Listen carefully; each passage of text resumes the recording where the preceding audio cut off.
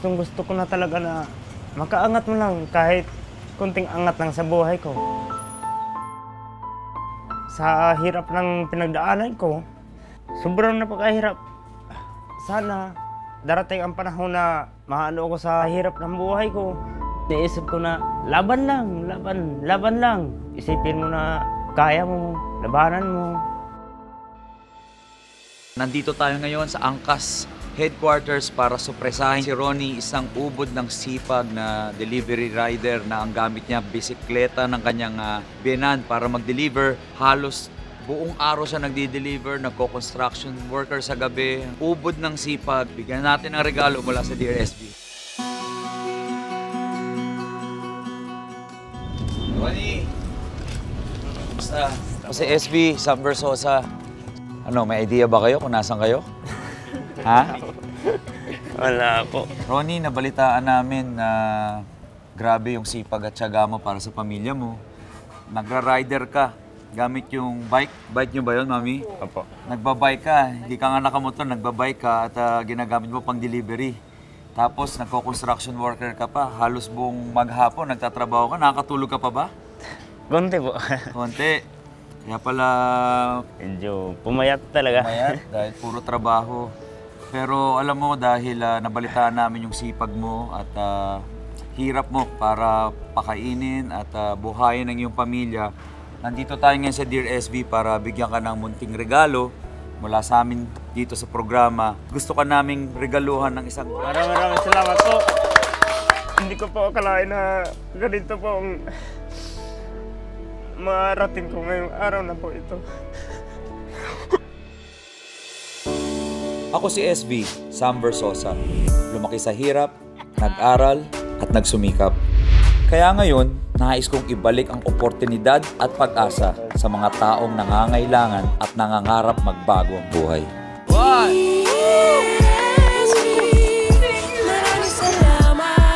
Pilihan nyo yung mga size nyo. Bibigay pa kami sa'yo na. Ako si SB, Sam Versosa. Ako po si Ronnie Flores Jr., nakatira sa Barangay Santa Lucia, Pasay City. Yung sa pabili service ko, yung bike, hinihiram ko lang sa binan ko. Wala po akong hanap na panggastos. Kaya pumasok lang ako sa construction bukod dun sa pabili service ko. Kaya para may income din ako sa araw-araw. Kahit puyat at pagod, talagang nagsisika para mabuhay lang yung pamilya ko, lalo na sa anak ko, sa asawa ko. Halos kulangin ang 24 oras sa isang araw para kay Ronnie.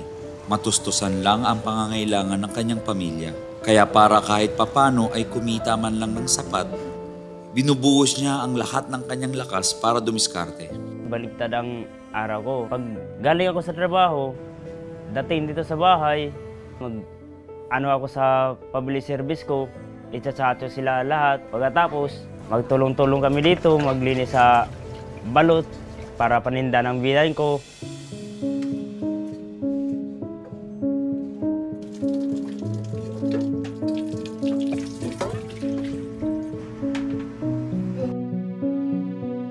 Yung oras ko talagang nakadivide. Kailangan na ganitong oras, ganito ang gagawin ko. Itong oras, itong gagawin ko. May libre naman akong oras, kaya yun ang pinapahinga ko na lang. Sa pabili service ko naman, pag may magpabili sa akin, pag sapat sa pera ko, mabibili ko. Pero pag hindi sapat sa pera ko, yun, kinakausap ko naman yung binan ko na manghihiram ako sa kanya kasi medyo makalaki ang budget na pinapabili sa akin. Pero bukod sa pagiging katuwang sa gastusin at pag-aalaga sa kanilang nag-iisang anak, sa biyenan din umaasa si Ronnie sa kanyang trabaho na pabili service. Wala kasi siyang sariling bisikleta. Minsan, pag magkasabay kami, minsan bibili siya ng balot na paninda nila. Tapos may customer na nag-chat sa akin na magpabili, yun. Sobrang hirap na iniisip ko na may napabili na sana, kaso wala akong mga gamit. Kinakancel ko na lang. Nakiusap ako sa customer na maayos na pasensya na po ma'am, pasensya na po sir. Kasi po, yung bike na hinihiram ko, ginagamit po ng may-ari. Kahit na sobra ang pagpupursige ni Ronnie sa buhay, ramdam pa rin niyang kapos ang kanyang kinikita. Kaya naman, sa kabila ng kapansanang dala ng isang aksidente noong 2018, hindi rin tumigil ang live-in partner niyang si Janelle sa paghahanap ng paraan para makaraos sa pang-araw-araw na gastusin. Ang sahod ng construction is weekly po. Wala po kaming kakainin pag hindi siya nagpabili service. Kasi po yung naiipon po na isang linggo yung yung sahod niya, iaantayin pa po namin yun bago kami kumain. Yun po, kaya po sa araw, papabili service siya. Kasi po, isang service doon is 50 pesos po yung bayad sa kanya. Minsan po, pag mabait yung customer, may tip po siya. Dinadagdagan po, ginagawang 80, yung iba ginagawang 100. May mga suki na rin po siyang customer. Thank you po. Siyempre po, limitado na lang po yung kilos ko. Yun, hindi na po ako makakatrabaho, yung talagang minimum wage. Feeling ko nga pabigat na ako sa pamilya ko kasi hindi na po ako makagalaw ng maayos. Bali, yung ginagawa ko na lang po, diskarte. Marunong naman po akong mag-online, may gumawa ng peanut butter, in-online ko na lang po ito. Yung minsan po, naiiyak po ako sa gabi. Wala akong silbi, na gano'n, hanggang ganito lang kaya kong gawin. Lalo na sa anak ko, hindi ko siya makarga ng nakatayo. Hindi ko po magawa siya mahele, nang nakatayo, mailabas pag naiinip sa bahay. Kasi po, imbis na siya ang hahawakan ko, yung saklay ko po ang mahahawakan ko eh. Kasi po hindi po ako makatayo, makalakad, nang wala ang saklay. Ano po ginagawa niyo po ngayon?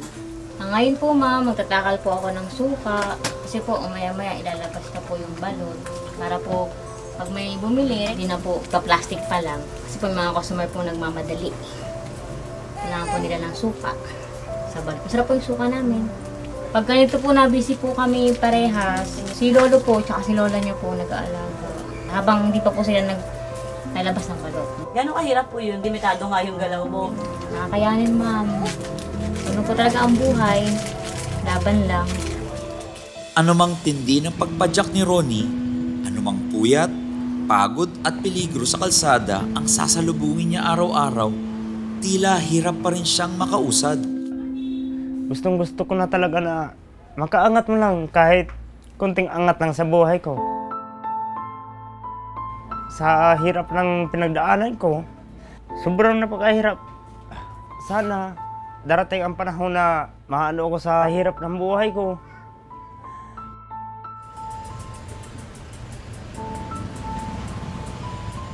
Sobrang sakit po sa akin na makitang hanggang ngayon ganyan pa rin siya. Kahit gustuhin ko man na ma-operahan siya, kaso wala po akong kayang pang-opera sa kanya. Sobrang hirap talaga. Lalo na't magkasabay-sabay na walang diaper yung anak ko, walang gatas. Minsan magkasabay din na wala kaming pambiling pagkain. Iniisip ko na laban lang. Isipin mo na kaya mo, labanan mo. Susunod, Ronnie, nabalitaan namin na grabe yung sipag at tiyaga mo para sa pamilya mo. Gusto ka naming regaluhan ng isang brand new. Maraming salamat po. Hindi lang pwedeng si Ronnie may regalo. Meron din kami sa'yo. Isang simpleng regalo lang para matulungan ka kasi nakita ko nahihirapan ka maglakad. Meron lang kaming ibibigay sa iyong wheelchair galing sa Dear SB. Sa pagbabalik ng Dear SB.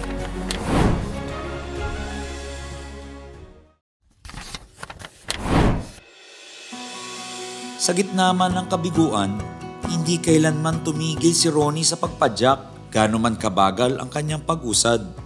At alam kong sa oras na mabigyan siya ng pagkakataon, mas malayo ang kaya niyang maabot. Welcome dito sa Angkas Headquarters. Kasama ko ngayon ang founder at CEO ng Angkas, ang aking kaibigan, si George Royca. Kamusta po kayo? Magandang hapon sa inyo, Ronnie, Janelle, Mami. Kamusta po kayo? Magandang hapon po. Magandang hapon. Ronnie, nabalitaan namin na grabe yung sipag at tiyaga mo para sa pamilya mo. Kaya pala Medyo pumayat talaga. umayat dahil puro trabaho. Pero alam mo, dahil nabalitaan namin yung sipag mo at hirap mo para pakainin at buhayin ang iyong pamilya, nandito tayo ngayon sa Dear SB para bigyan ka ng munting regalo mula sa amin dito sa programa. Gusto ka naming regaluhan ng isang brand new na motor.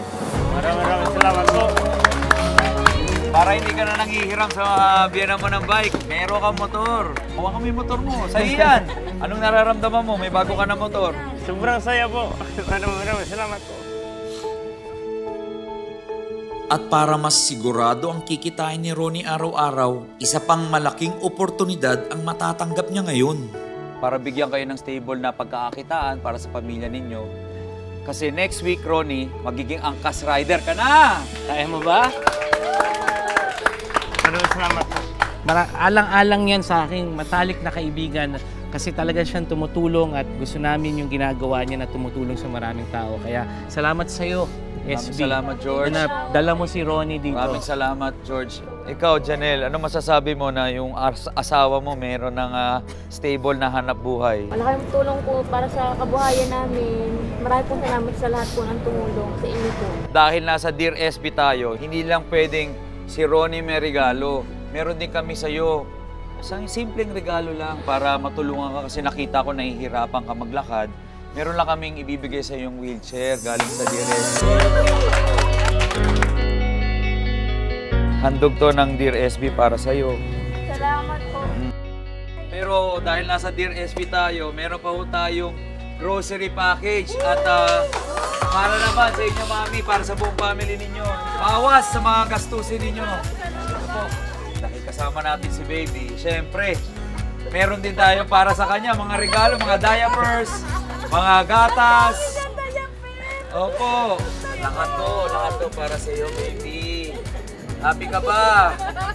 Kami po ni George, kasama yung angkas, nandito ho para magbigay ng saya at pag-asa sa lahat ng mga kababayan natin na kailangan ng tulong. So, kamusta po? Ano po nararamdaman niyo? Sobrang saya. Maraming salamat po.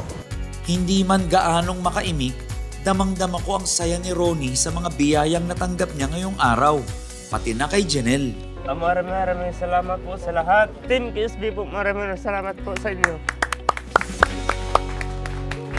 Susunod, Ready ka na ba mag-training? Kasi nandito lang yung training facility natin. Gusto mo na makita? Halika, subukan na natin si Ronnie. Lara! dito pa rin yan sa Dear SB.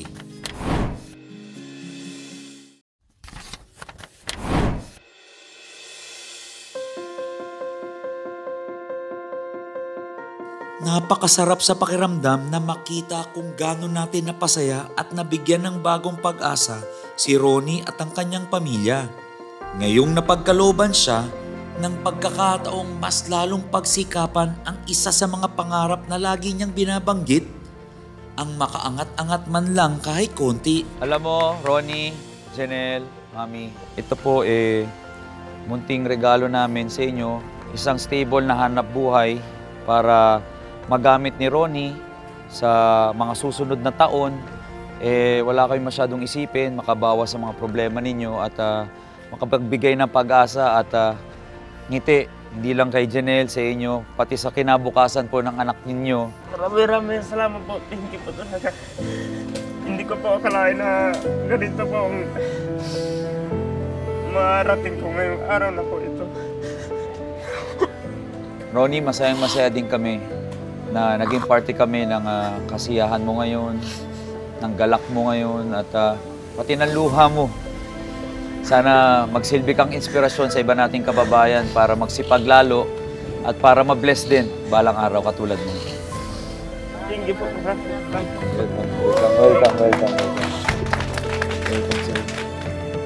Napakaganda talaga ginagawa ng aking matalik na kaibigan ni si SB. Ang puso niya, gusto niyang tumulong lagi. At nakahanap na naman tayo ng isang angkas na biker na pwedeng tumulong sa ating mga mananakay. Kailangan po natin i-recognize ang mga informal na sektor na katulad na ng motorsiklo, ang ating mga kagulong. Yung mga yan ay talaga nakakatulong araw-araw. And we are here to just professionalize the industry. Kaya naman, para maging isang certified angkas rider na si Ronnie, sisimulan na rin natin kagad asikasuhin ang kanyang training. Ready ka na ba mag-training? Kasi nandito lang yung training facility natin. Gusto mo na makita? Halika, subukan na natin si Ronnie. Lara! Dito nagtitraining yung mga gusto maging angkas rider.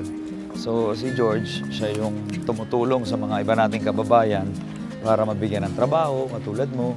At ngayon, marami ng mga angkas rider ang nabagong buhay, may mga trabaho na, natutulungan na yung pamilya nila. Sobra-sobra pa, Ronnie. So, ito sana ang mangyari sa'yo. Mangyari sa'yo yung mga naging nangyari sa ibang mga angkas rider na bumuti yung buhay. Nagkaroon ng stable na trabaho. So, ito yun. Ito yung buong Sa'yo angkas yan. facility. Libreng training.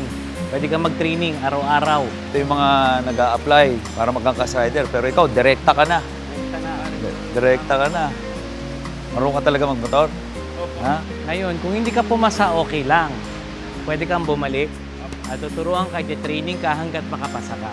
Kasi ang talagang pakay natin dito, turuan ang ating mga mamamayan para gumaling sumakay ng motor, magpasahero, mag-deliver, para rin, hindi lang ligtas yung daan, makapaghanap buhay sila, di ba? Araw-araw. Kagaya ng lahat ng mga aplikante, dadaanan ni Ronnie ang kumpletong proseso para maging isang lehitimo angkas rider. Tatanggap din siya ng safety gears at accessories para masiguradong ligtas ang kanyang pagmamaneho. At para masiguro rin niya ang kaligtasan ng kanyang mga magiging pasahero. Sinamahan din namin si Ronnie sa Land Transportation Office or LTO para makapag-apply ng lisensya at ganap ng maging isang angkas rider. Pero hinayaan naming pagdaanan niya ang lahat ng proseso para masiguradong alam niya at handa siya sa mga responsibilidad na kasama sa pagkakaroon ng lisensya. Ano po pa, salamat po ako kay SB sa lahat ng tinulong nila sa amin. Hindi ko na kailangan na manghiram pa ng mga gamit para lang sa service ko. Maraming salamat po. Matapos ang ilang araw na training, handang-handa na si Ronnie na sumabak sa kalsada. Handang-handa na rin siyang tahakin ang panibagong landas tungo sa inaasam na tagumpay. Marami pong salamat sa Dear SB dahil po sa programa nyo. Natulungan niyo po yung partner ko na si Ronnie Flores. Makakapag-angkas rider na po siya dahil po sa binigay niyo pong motor. Meron na po siyang maayos na trabaho. Sana po marami pa po kayong matulungan. God bless po.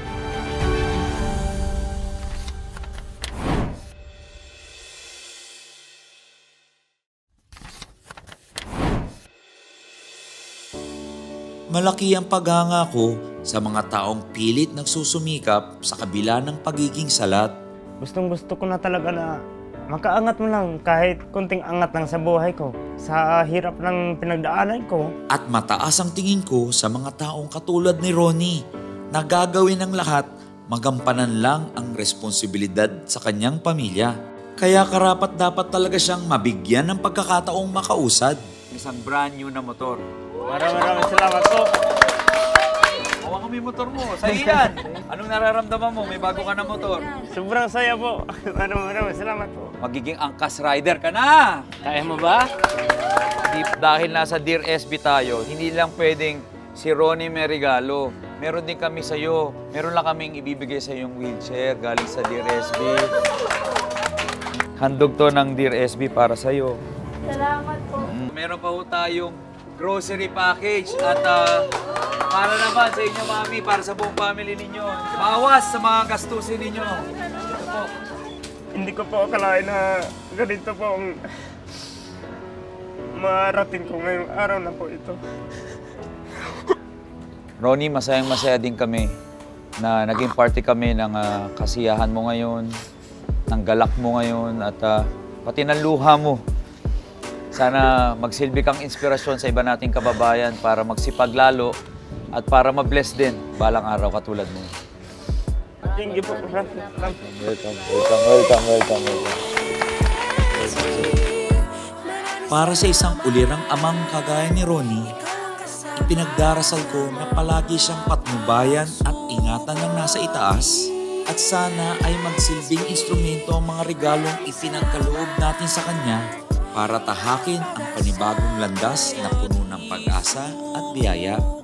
Kasabay ng kanyang pag-usad, hiling ng Dear SB ang tuloy-tuloy na pag-angat na matagal na niyang hinahangad sa buhay. Basta ba patuloy na magsisikap para sa kanyang pamilya. Muli, ako si SB, Sam Versosa, at ito ang Dear SB. Gusto kong ayusin yung buhay ko. Bigyan ako ng chance. malaking tulong po yun sa pamilya namin. Dami ako pangarap pero hindi matutupad dahil nga ito lang ang kaya ko. Alam ko na darating din ang panahon, may iba rin yung takbo ng buhay natin. So, sorpresahin natin yung mga sumulat sa atin sa Dear SB.